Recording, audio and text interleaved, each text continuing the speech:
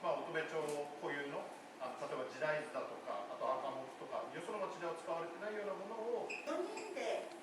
一つのグループになっていただいてるんですけれども、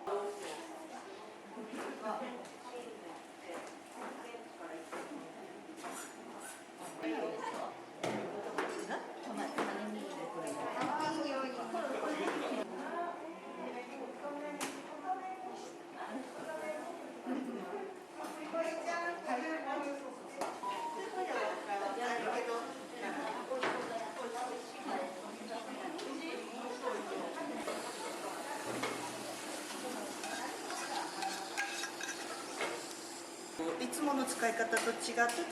た目新しい使い方を提案させていただきました。